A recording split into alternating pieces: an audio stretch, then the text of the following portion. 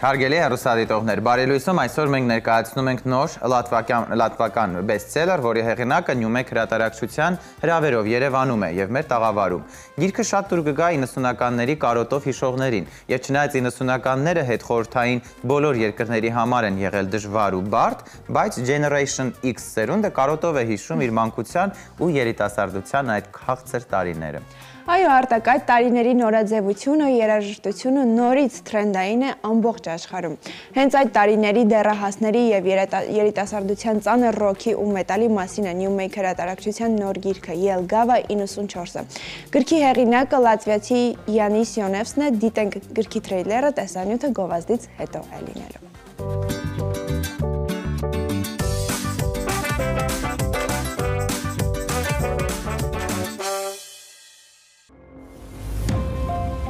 Արդյոք հեշտ էր ապրել 90-ականներին լատվիական փոքր քաղաքում, որտեղ կա ընդամենը երկու հաստատություն՝ կալանավայր ու հոգեբուժարան։ Արդյոք անվտանգ էր քայլել փողոցում, երբ երկարամաս դեռահաս ես ու լսում ես հարդ ռոք ու մետալ։ Վեպ, որ սկսվում է Կուրտ Կոբեյնի մահով։ Քաղաքային նովել նորագույն պատմության եւ լատվիական Generation X-ի օրինակով։ Պատմություն, թե ինչպես անցավ երիտասարդությունը, երբ շուրջը տնտեսական քաոս էր, սոցիալական ցնցումներ, շոկային փոփոխություններ ու անսովոր հետխորհրդային ազատություն։ Գիրք դեռահասության, հասարակության ու համակարգի դեմ բողոքի, հուսահատեցնող ձանձրույթի, ռոքի ու գրանժի թողած ազդեցության մասին։ Նյումեգը ներկայացնում է Լատվիայի ու Եվրոպական միության գրական մրցանակներ ստացած, մեկ տարում 6 անգամ հրատարակված 90-ականների մասին պատմող լատվիական սենսացիոն վեպը Յանիս Յոնևս, Ելգավա 94, 90-ականների ծանր կյանքն ու ծանր մետալի ծանր ազդեցությունը։ Դե ինչ, Նյումեկ հրատարակչությունը ներկայացնում է նոր լատվիական սենսացիոն վեպ 90-ականների մասին, գիրքը կոչվում է Ելգավա 94, վեպը դեռահասության, հասարակության եւ համակարգի դեմ բողոքի, ռոքի եւ գրանժի ազդեցության մասին է։ Գիրքը ստացել է Լատվիայի եւ Եվրոպական միության գրական մրցանակներ, մեկ տարում հրատարակվել է 6 անգամ, գրքի հեղինակի հետ իհարկե այսօր խոսելու ենք, իսկ մինչ այդ մեր հյուրն է Ելգավա 94 գրքի առաջին ընթերցողը Նարեկ Բախտամյանը։ Բարի առավոտ, Նարեկ։ Բարի լույս։ Ոնց ես։ Փիասքան շատ վաղուց է ժամը չէի արթնացել։ Շատ վաղուց գիրք չէի կարդացել։ Այսօր շնորհակալություն Ալեքսանդր Արտակին։ Որ այս ժամին արթնացան։ Առասարակ քանիսին ես արթնանում։ Մեկից հետո։ Հիմա քո համարն են առավոտվա 6-ի անուշ քունն է։ Նարեկ 90-ականներին դու քանի տարեկան էիր։ 90 որտե կոնկրետ 94-ին 6 տարեկան էի, գնացի դպրոց։ Ինչ որ բաներ հիշում ես, երբ որ այս գիրքը առաջ անգամ թարգմանում էիր, այդ տպավորությունները, ազդեցությունները քեզ համար մոտ էին։ Հիշում եմ, ու ավելի ինքը նման էր իմ վաղ 2000-ականներին։ Նաև կարծում եմ բազմաթիվ պատճառներով պատերազմ եւ երկրաշարժ Երևանը, առհասարակ Հայաստանը մտավ այդ յետխորհրդային մշակութային կյանքի մեջ, հենց երևի 96-ից ավելի հետո, որտեղ Իսկ դու ավելի պատկերավոր ես հիշում այդ։ Հա, այսինքն սա իրականում կյանք էր շատ մեր մասին։ Ես մի անգամից հիշեցի այն նփակում կազմակերպվող ռոք փառատոնները, որոնք որ ինչ որ հետաքրքիր կյանքի Հիշում եմ, դու այն ժամանակ գունավոր շապիկներով, հետաքրքիր նկարներով։ Այո, ես էլ ունեի այն ժամանակ երկար մազեր եւ բազմաթիվ ռեպլիկներ էի լսում քո հետևից Երևանում քայլելուց։ Հա, այնց շատ մեր մասին, մեր կյանքի մասին, իհարկե հաշվի առնելով ազգային առանձնահատկությունները, բայց սա հենց այն կյանքներ, որ է թինեյջերական շատ մոտիկ ու շատ չգիտեմ, շատ կայֆ լեզվով գրած, էլի ես ինքս սենց շատ տարօրինակ է, որ ես տեղի ստացեմ, որտեղ Բայց դու առաջին ընթերցողն ես Նարեկ այս պարագայում։ Չէ, լայն առումով ես տենց սուպեր ընթերցող չեմ, մանավանդ երբ որ հայրդ մի մարդ է, որը կարդում է ավելի շատ գիրք, քան հասցնում են բոլոր հրատարակիչները Հայաստանում տպել։ Հա, ես ընդհանրապես այդ տարին Արտուր Բախտամյանին ջերմ ողջույններ։ Մեր շատ սիրելի հեռուստատեսային գործին, մեր դասախոսին, նախ առաջին դասախոսին։ Այո, ողջունենք։ Նարեկ, դուք առաջին ընթերցողն եք, ինձ հետաքրքիր է, ինչու համար է, հա, 90-ականները նորից դարձել ակտուալ, ինչ որ չափով նորաձև, այո, թրենդային։ Եթե կրկին գնանք post-sovet, հա, այս հարթակի մեջ, կարծում եմ մոտ 30 տարի անց գալիս է հենց այն ճիշտ պահը ու մարդու կյանքում էլ, երբ որ պետքա հետ նայես ու հասկանաս ոնց ինչ տեղի ունեցավ։ Ու ինչ մշակութային արժեքներ, այսինքն ինչու համար անկախության նպատակը որպես այդպեսին որն է։ Իսկ դա ինձ թվում է առաջնային մշակութային հենց անկախությունն է, երբ որ դու չես ապրում մի երկրում, որտեղ որ վերևից քեզ թելադրվում է, որ չգիտեմ, այս տարի պետքա, չգիտեմ, տրենդային լինի, այսինչ էստրադան կամ եւ այլն եւ այլն։ Այս բանաստեղծությունները պիտի սովորի։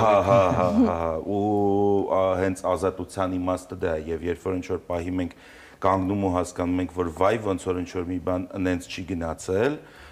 կարծում եմ հետ են գնում այն ժամանակներ, որտեղ որ ամեն ինչ սկսեց ու նույն 90-ականները Հայաստանում ցավոք չեղավ այն շրջանը, որտեղ որ, չգիտեմ, Փարաջանովի կամ Փելեշյանի level-ի ֆիլմեր ու այդ, այսինքն այն ինչի համար մարդիկ բանտում էին հայտնվում, բայց այդ տեսակը չշարունակվեց, փորձեցինք ավելի շատ գնալ պոպ կուլտուրայի հետևից։ Իդեպ այսօր հակառակ պատկերն ենք տեսնում վերջին Երևանի Երևան տոնակատարությանը, ես տեսա ինչքան արվեստի մասին, ինչքան ռոք կար, ինչքան ջազ կար։ Փարաջանովի 100-ամյակը ուշադրությամբ եւ այլն։ Կարծում եմ այդ ամեն ինչի պատճառն է, վերադառնալով հարցին, որ մի հատ պետք է հետ նայես, ինչ արեցինք այս 30 տարում ու այդ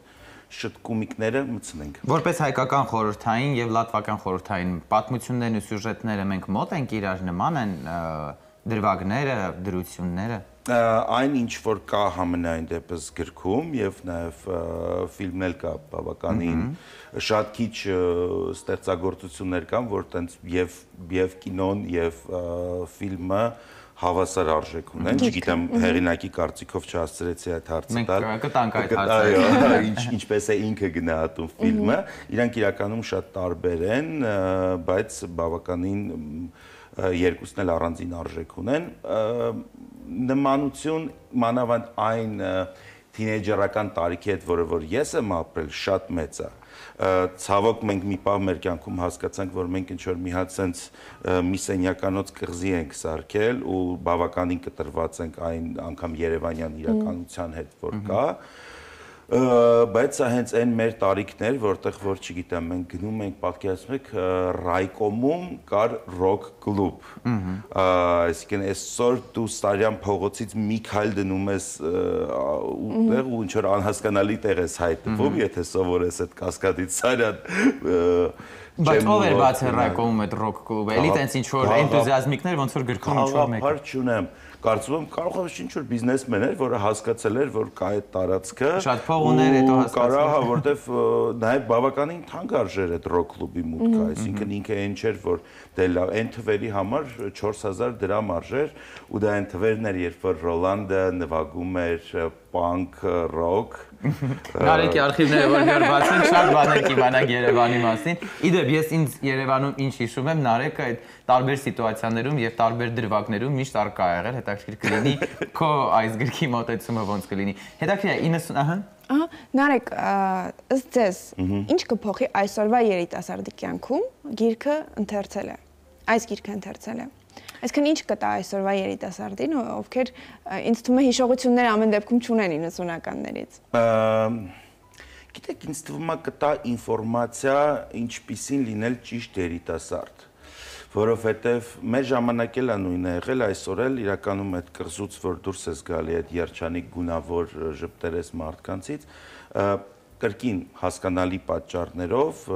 այսպես կյանքը շոկոլադ չի, բայց մեր երիտասարդությունը չափից շատ լուրջ է,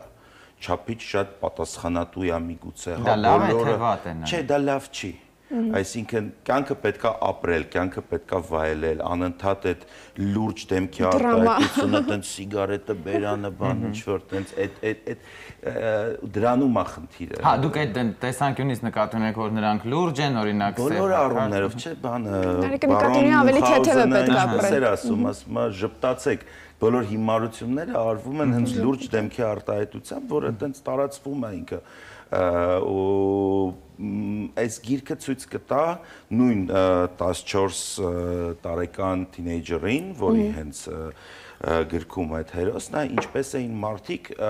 շատ ավելի ծանր ժամանակներում, շատ ավելի անհասկանալի իրականում ժամանակներում կարողանում ապրել, վայելել, ստեղծել, ունենալ երազանքներ եւ գնալ առաջ ու հենց Ելգավան, չգիտեմ, ամենահետաքրքիր Ելգավան ենթադրաբար փողոցի անունն է։ Չէ, Ելգավան քաղաքն է, որը գտնվում է Ռիգայից մոտ 40 կիլոմետր հեռավորության վրա ու շատ հետաքրքիր ինձ թվում է, եթե ես չիմանայի, որ այս ամեն ինչը իրական կարելի ասել կենսագրական գիրք է, սենց շատ ճիշտ ընտրված վայր է, շատ ճիշտ այդ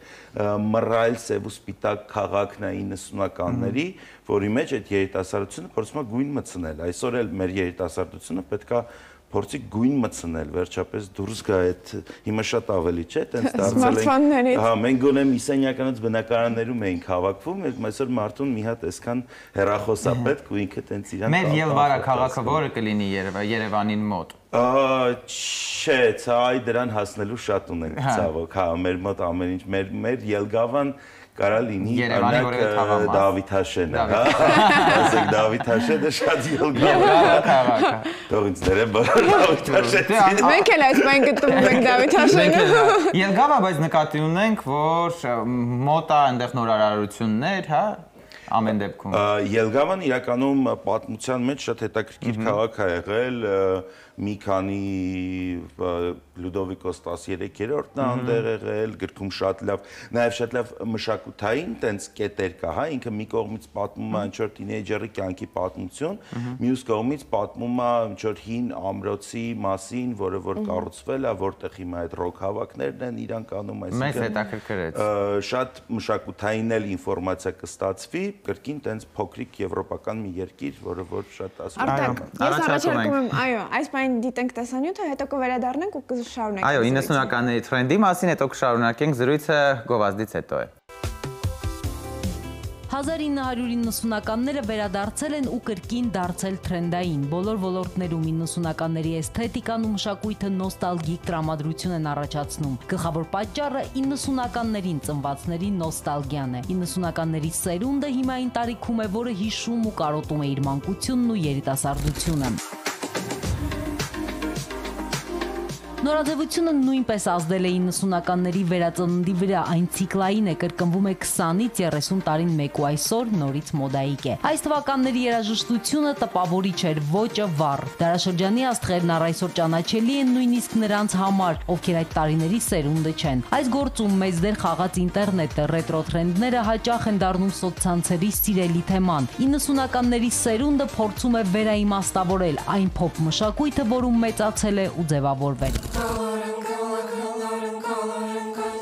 Նորից նկարահանվում են 90-ականների բարդ, բայց շատ կոլորիտային ենթամշակույթների ու բարքերի մասին պատմող ֆիլմեր ու սերիալներ, վերաձայնագրվում են գրեթե մոռացված հիթերը։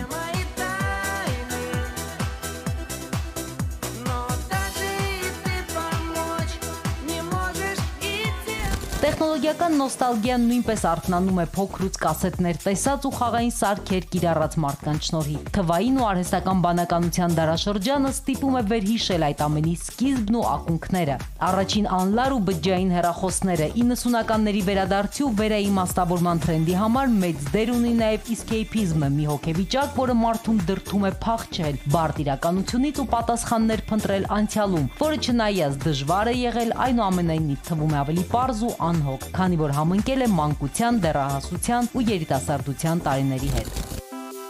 90-ականների Երևանը մշակույթով ու երիտասարդությամբ նման էր Ռիգայից քիչ հարավընկած Ելգավա քաղաքի կյանքին, բայց նաև շատ տարբեր։ Եվ հետխորհրդային Լատվիայի եւ Հայաստանի երիտասարդությունը տարվում էր արևմտյան ազատամիտ մշակույթով ու երաժշտությամբ, անհագորեն սպառում էր արևմտյան ապրանքները, յուպի հյութերը, ծամոնն ու հագուստը։ Հայաստանում այդ տարիները կոչվել են մութ ու ցուրտ, պատերազմի բերած արհավիրքի պատճառով։ Նրանք, ովքեր կարոտում են 90-ականների կյանքը, հաճախ մոռանում են, որ ապրել են տնտեսական, սոցիալական ծանրագույն վիճակում, տառապել շրջափակման մեջ։ Սովորել են մոմի լույսի տակ, ոտքով հասել աշխատանքի, հաց գնել կտրոնով ու գիշերները լուսացրել երկար հերթերում եւ ամբողջ թաղով երբեմն բղավել։ Լույսերը տվեցին։ Մութ ու ցուրտ 90-ականներին իր երանելի մանկությունն անցկացրած այսօրվա երիտասարդությունը որոշել է կրկին ընկնել իր հուշերի գիրկը եւ վերածնել մանկապատանեկան հեքիաթները։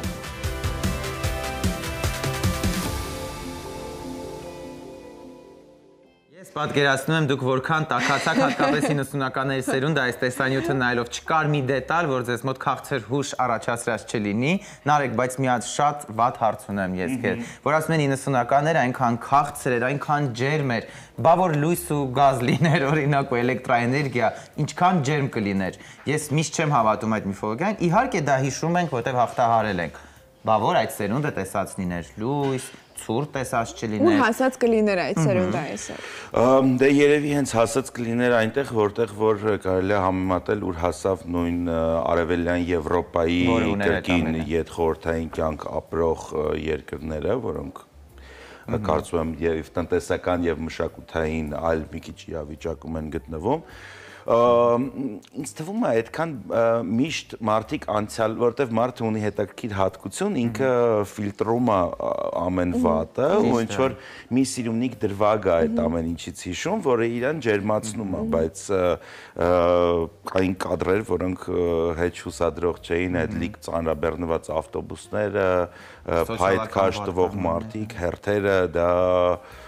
շատ ծանր ժամանակներ էին, որոնք որ գուցե վերջապես մենք կսկսենք իրենց անվանել ավելի, չգիտեմ, բոլոր առումներով հաղթանակի տարիներ եւ ամենակարևորը այդ սև ու սպիտակը հաղթահարելու տարիներ, որոնք որ եղան, բայց հա, չէ,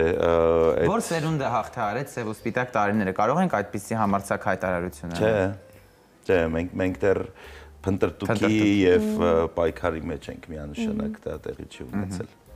Շնորհակալություն։ Դե ինչ, այո, շնորհակալություն։ Մենք այսօր նաև խոսելու ենք հեղինակի հետ։ Կա մի հարց, որ դու անձամբ ուզում ես հեղինակին տաս եւ, չգիտեմ, դա չես արել ինչ-որ պատճառներով։ Ես երեկոյան պատիվ ունեմ, այսպես ասած, լինելու ձեր դերում եւ փոքրիկ լսարանի առաջ վարելու գրքի շնորհանդեսը, դե համար իմ նախապատրաստած հարցերը ես ձեզ հետ չեմ կիսել։ Դե բայց մեզ միևնույնն է ասեք, առհասարակ այդ 90-ական տարիները հերկվում է այն տեսությունը, որ ինչ-որ մեզ չի սպանում, ավելի ուժեղ է դարձնում։ Միևնույնն է այդ, չգիտեմ, ոմանք ունեցել են աչքերի խնդիր դրանից հետո, այդ նույնը եղել է հենց գրքում մենք տեսնենք այդ խնդիրները, այդ լուսավոր պայերը։ Եվ կարծում եմ դա ազդել է նաև հաջորդ սերնդի վրա։ Միշտ ինչ-որ մի բան ազդում է։ Գիտեք, նաև շատ անհատական է, ում վրա, այսինքն մարդկա դժվարությունները սարքում են ուժեղ, մարդկա իրականում կոտրում են, հա։ Եվ հենց դա էլ գուցե մարդկանց իրենց կենսագրությունները եւ որը ինչ եղավ, նաև գրքում հետաքրքիր բարված է։ Պետք է նաև նշեմ, մի քիչ առաջ հենց դա էինք խոսում, շատ լավ թարգմանություն է, որովհետև, չգիտեմ, կհամաձայնվեք թե չէ, հայոց լեզվի հետ ավելի շատ կապ ունեցող մարդիկ եք դուք, բարդ լեզու է նրանով, որ բաներ են, որ պետք է գայի մի քանի տարի հեռուստատեսության կապ չունեցող մարդ, ուզում եմ ասեի, դեռ քֆուրտալ չի կարելի եթերով, բայց իրոք մեր լեզուն ինքը կամ սենց այո բանա կամ շատ գրեհիկ է, այսինքն մենք այդ միջին հայրենը, որը որ իսկական առօրեականն է, որևիցե տիպի ինքը չի դառնում գրակ, չի հայտնվում գրքերի մեջ, չի հայտնվում եթերում ու մի տեսակ ինչ-որ fake հայրենը ավելի շատ տիրում։ Դա էլ է ինձ թվում է անցումային շրջանը։ Ստեղ շատ սենց մեր են հայրենն է, որը չգիտեմ այսօր, հա, բայց ոչ գրեհիկ եւ ոչ գիպերգրական։ Շատ սիրուն հայրեն է։ Շատ սիրուն հայրեն է։ Ռոմել արի բացենք պատահական էջ, տեսնենք ինչ էջ են կնում։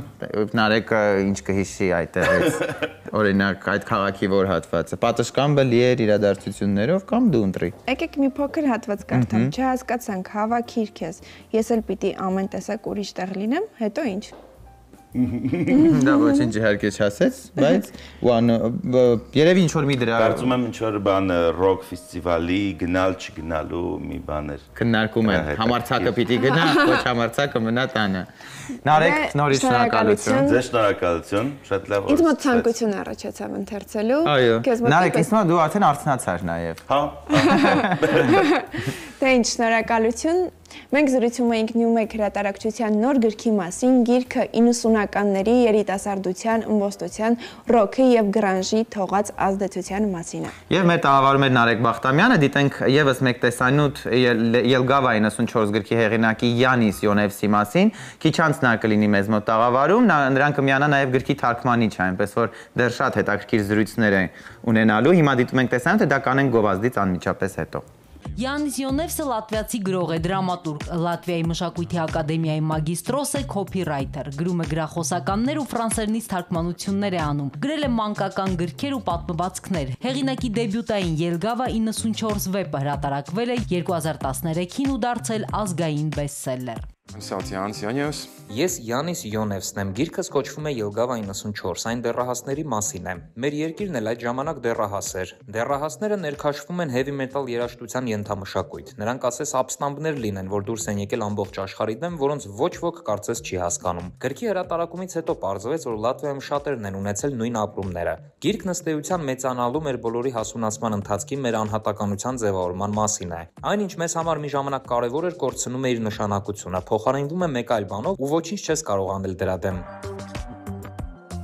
Հեղինակը զգուշացնում է, գիրքը շատերին կթվա մելամաղձոտ ու մելանխոլիկ հուշերի հավաքածու, բայց այն զվարճալի է, ոչ թե տխուր։ Գիրքն ինքնակենսագրական չէ, բայց հերոսը հեղինակի անունն ունի, դեպքերից շատերը տեղի են ունեցել հեղինակի հետ։ Iesaistās tajā laikā aktuālajā. Իմ գրական դեբյուտն է, փաստորեն հաջողված, չէի կարող նման բանի սպասել ակնկալել։ Լատվիայում մտածում են գիրքը ինքնակենսագրական է, շատերը մտածում են այդ ամենը ինձ հետ է կատարվել։ Իրականում ինքնակենսագրություն չէ։ Գրքի սկզբում նշում են, որ բոլոր իրադարձությունները իրական հիմք ունեն, բայց դրանք խտացրել ու փոխել եմ։ Թերևս կարող ենք ասել գեղարվեստական ինքնակենսագրություն է։ Գրքում հերոսները քաղաքականությամբ չեն հետաքրքրվում, ի տարբերություն գրքի հեղինակի, նրանց համար արտաքին աշխարհը գոյություն չունի։ Յանիս Յոնևսն ասում է, որ գիրքն անորոշության մասին է։ Nu jā, un grāmatas beigās. Քաոս, որը ընկալվում էր որպես ազատություն, ոչինչ արգելված չէր, մարդկանց ոչինչ չէր հետաքրքրում, հուզում։ Աշխարհը անորոշության մեջ էր եւ դա արտացոլվում է իմ հերոսների ներաշխարհում։ Կարծում եմ, ինչ որ մեկը պետք է գրի երկրի վերածննդի այդ շրջանի խորհրդավոր ժամանակների մասին։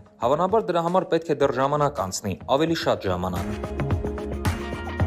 Յանիս Յոնևսն ուզում է, որ գիրքը շատ լեզուներով թարգմանվի, քանի որ գրքում նկարագրված իրադարձությունները միայն Ելգավայում չեն կատարվել ու միայն Լատվիային չեն վերաբերել։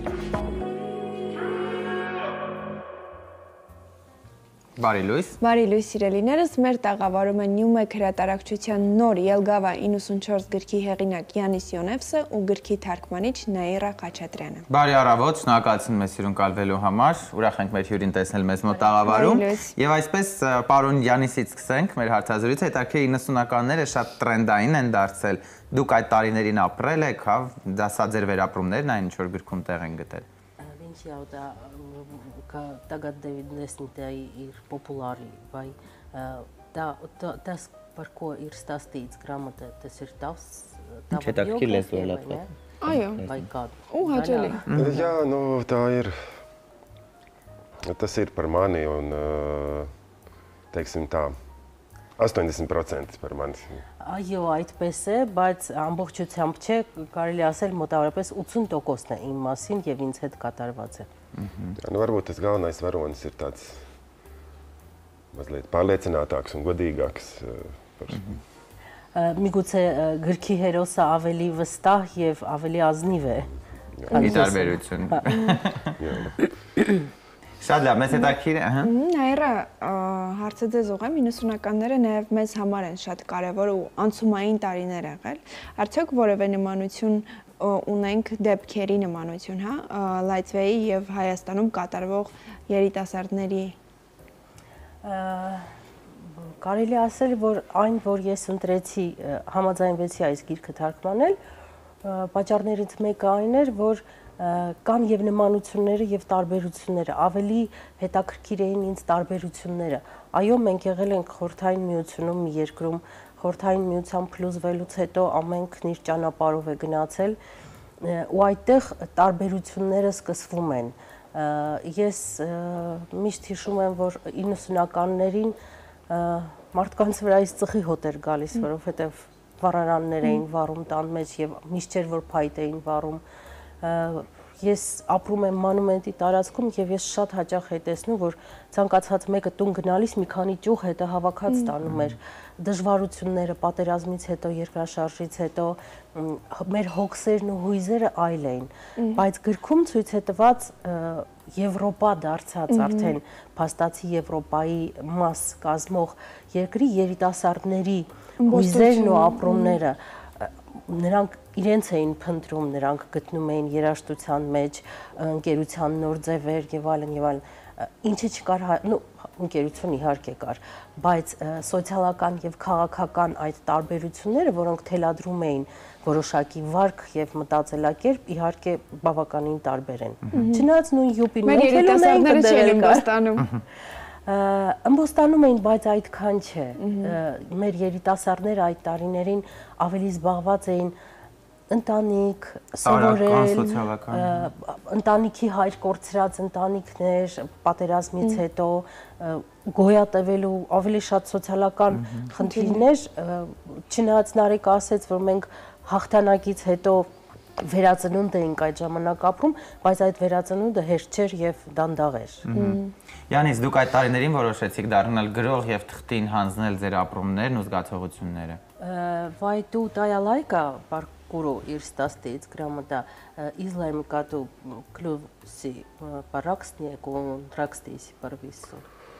Bija vēlāk. Es tajā laikā jau, jā, es gribēju būt kādreiz rakstnieks, bet es vēl nebiju izlēmis. Vairāk es gribēju būt ģitārists metāla grupā, bet, labi. Ասել այդ ժամանակ, որ հենց 15 տարեկանում ես մտածում էի, որ կարող է դառնամ, իհարկե մտքեր կային, բայց այն ժամանակ ես ավելի ուզում էի գիտարիստ, գիտարահար դառնալ։ Jā, bet, es domāju, ja neizdosies būt ģitāristam, tad es varētu būt rakstnieks. Իսկ եթե չհաջողվի գիտարահար դառնալ, կդառնամ գրող։ Tikai galvenais nestrādāt īstu darbu. Jā, bet... Իսկ ինչու ձեզ մոտ գիտարը չստացվեց։ Անկապēc սար գիտարն է իznած։ Pietrūka ķēriena mazliet būt. Չբավականացրեց համբերությունը, որպեսզի սովորեմ։ Դուք ինչ ապրեցիք։ Bet toreiz es nevienam neteicu, ka es gribu rakstīt, bet man tie draugi mani bija atšifrējuši, un tas, kurš grāmatā ir nāve, viņš vienreiz teica, uzraksti par to, kā mums te iet, bet toreiz man tas nelikās piemērots temats, bet tad 15 gadus vēlāk man nācās šim padomam paklausīt, tomēr nekā labāk nebija. Այն ժամանակ, երբ 15 տարեկան էինք եւ երաժշտությամբ էինք ավելի հետաքրքրված, ես այդքան էլ չէի մտածում, բայց ընկերներից մեկը, որը գրքում կա Մահ Մականոնով, ինքը ասեց, որ դու լավ մտածի, միգուցե դու այս մասին գրես։ Ես ասում այդ ժամանակ լուրջ չվերաբերվեցի դրան, բայց 15 տարի անց միտքը եկավ եւ գրեցի։ Յանի, ձեր կյանքում ինչ փոխվեց, երբ դուք հասկացաք, որ դուք բեսթսելերի հեղինակն եք, ընդ որում ոչ միայն ձեր երկրում, այլ ընդհանուր։ Ինչ է փոխվում, դուք արդեն գրող եք։ Я ставадзива кату сапротика ту эсияу славенс ракснекс не tikai Latvijā, bet dažādās citās valstīs arī.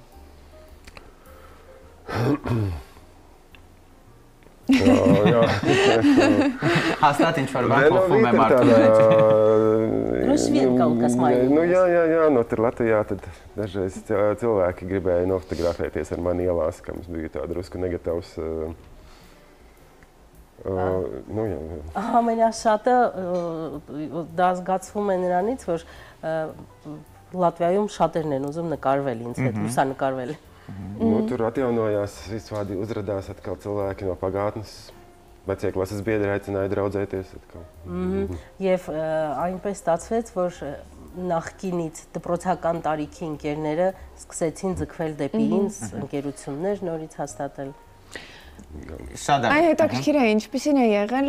Լատվիայում երիտասարդների արձագանքը, այն երիտասարդների, ովքեր որ չունեն հիշողություններ։ Kada bija atsauksme šiem Latvijā lasot šo grāmatu, kuri neredzēja 90. gadus? Jā,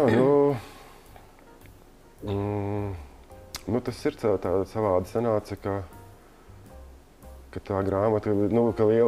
liela tās grāmatas auditorija bija cilvēki, kas bija dzimuši pēc 90. Cilvēki, kas ir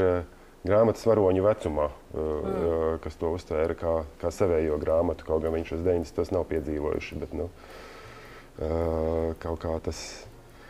pusaudzības jaunības apraksts sakrit ar to, kā viņi jūtas. Այնպես ստացվեց, որ երբ գիրքը գրեցի այդ ժամանակ, հիմնական ընթերցողները գրքի դարձան այդ ժամանակ դեռահասները, որոնք չէին տեսել 90-ականները եւ նրանց համար հասկանալի ընդունելի էր այդ պատմությունները ընդհանրապես։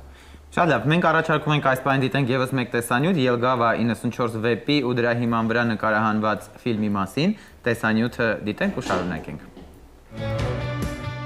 Ելգավա 94 վեպը Լատվիայում հրատարակվել է 2013-ին, գիրքը ստացել է Լատվիական գրականության մրցանակ, արժանացել Եվրոպական միության գրականության մրցանակի, ստացել Լատվիայի ամենամյա գրական մրցանակը։ Լատվիայում բեսթսելեր դարձած կուլտային այս գիրքը թարգմանվել է 20 լեզվով, գրքի հիման վրա նկարահանվել է գեղարվեստական ֆիլմ։ Գիրքը ռոքի ու ծանր մետալի ֆոնին իրենց եսը ձևավորող 90-ականների երիտասարդության մասին է, նրանք ըմբոստանում են ու ընդդիմանում կարգու կանոնին, ուզում են տարբերվել ու գտնել իրենց տեղն այս աշխարհում։ Գլխավոր հերոսը Յանիսը 14-ամյա դեռահաս է, նա լավ է սովորում, ոչինչ բանով աչքի չի ընկնում, բայց լեգենդար Nirvana ռոք խմբի վոկալիստ Կուրտ Քոբեյնի մահն ամեն ինչ փոխում է, ոչ միայն գլխավոր հերոսի, այլև Ելգավայում ապրող երիտասարդների կյանքում։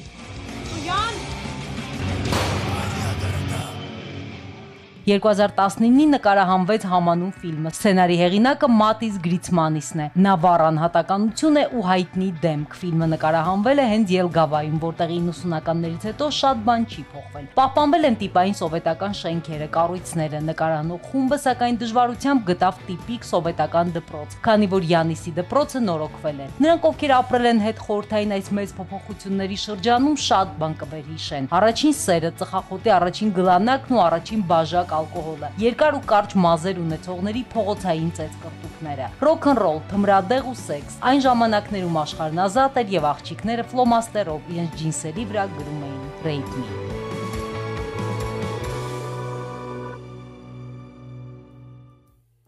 Վերադարձանք, մի մասը հիշում է 90-ականները, մի մասը կադրով է պատկերացնում եւ այլն։ Խնդրում եմ մեզ կասեք ձեր երիտասարդական տարիների ամենահետաքրքիր քաղցրությունները, որը ձեր մոտ շարժառիթ դարձավ, որ գրեցիք այս վեպը։ Гадите убия Висмиляки Салдуми, դայա վեցումա։ Դա առաջին աղջկա հետ հանդիպումն էր, դա առաջին ծխախոտն էր, առաջին Салдуми հարմարեցողությունը։ Էշնայ Բաուսկ տունշայս ալուս դրոշին։ Ամենահամեղ բանը երևի գարեջուրն էր, բայց ռունաբի արիպար յուտամ մեյտենես ու շադս iz jūtas dažādas. Kas tad bija mani mīļākie saldumi? Saldumi un Առաջին ըմբոստության մասին։ Առաջին էմոցիաները։ Pirmais dumpnieciskais tavs, pirmā mīlestība, šādi. Nu, tas jau viss grāmatā pēc iespējas godīgi izstāstīt, labi, varbūt ne pati pirmā. Bet, Գրքում այդ մասին անկեղծորեն ես պատմել եմ ու միգուցե առաջին սերը չի, բայց այդ մասին ասված է, այո։ Լավ սիրել եք։ Tas viss droši vien arī kaut kā man tās pirmās simpātijas vai tur pirmās mīlestības, tas viss ļoti saistījās ar kaut kādiem priekšstatiem, ko es biju lasījis grāmatās. Առաջին զգացմունքներն ու հրապուրանքները ավելի շատ գրքերի հետ են կապված եղել, գրքերի հերոսների, որոնք ես շատ էի կարդում։ Dažreiz man šķiet, ka es tajās meitenēs varbūt redzēju drīzāk to grāmatu varones, nevis to, kas viņas Եվ աղջիկներին դիտարկում էի ավելի շատ որպես գրքի հերոսներ, քան ռեալ աղջիկներ։ Խնդրում եմ թող ասի մեկ նախադասությամբ, ի վերջո ինչի դեմ էիք ըմբոստանում։ Вена тайкума варипатейкт предко биата dumpnieciskajos kustībās. Pret dzīvi, pret pasauli, bet, nu labi. Ķanki աշխարհի. Ինչն էր ձեզ պակասում։ Jā, bet, nu, drīzāk jau varbūt pret kaut kādām vispār pieņemtām normām, kas pašam nebija īsti skaidrs, pret skolu, pret vecākiem. Համընդհանուր ընդունված նորմաների, դպրոցի, ծնողների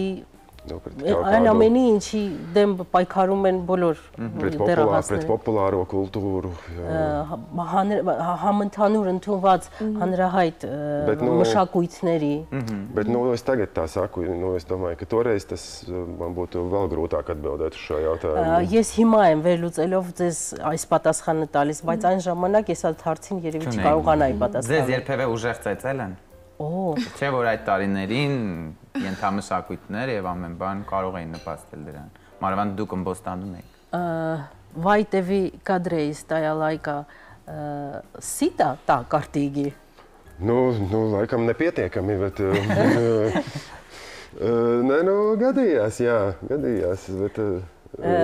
Պատահել է, բայց ոչ այնքան լուրջ։ nē, nu, toreiz jau gari mati man bija, un tas jau bija, dažreiz bija pietiekami ar to.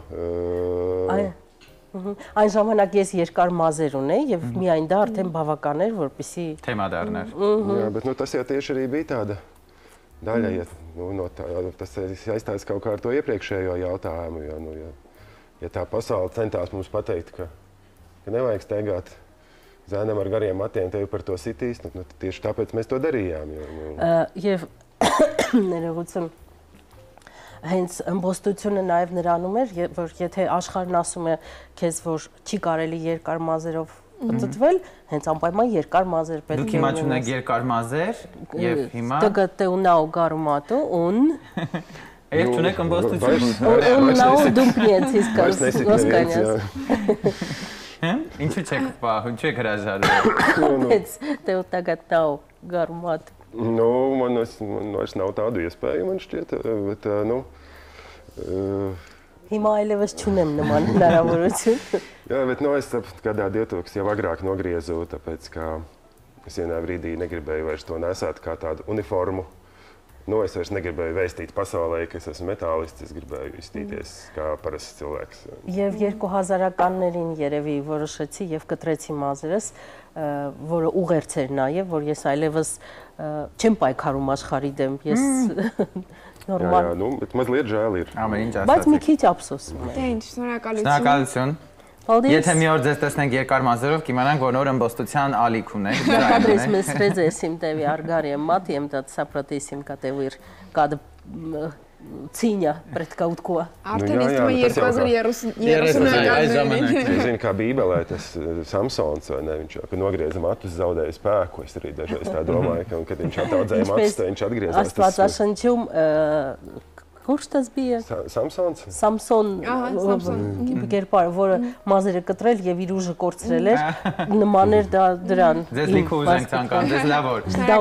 Մենք զրուցում ենք Լատվիայի եւ Եվրոպական միության գրական մրցանակների ստացած Ելգավա 94 գրքի հեղինակ Յանիս Յոնևսի եւ գրքի թարգմանիչ Նաիրա Խաչատրյանի հետ։ Գրքի շնորհանդես այսօր է երեկոյան 7-ին Կոնտ Հաուսում, որտեղ կարող եք նաեւ ծանոթանալ հեղինակի հետ, մակագրել գիրքը եւ տակ այն հարցերը, որ մենք այսօր չտվեցինք օրինակ։ Ելգավա 94 գիրքը վաճառվում է գրախանութներում, կարող եք պատվիրել նաև on-line New Meg AM կայքից։ Թե գրքի հեռուստաշնորհանդեսը ավարտվեց, բայց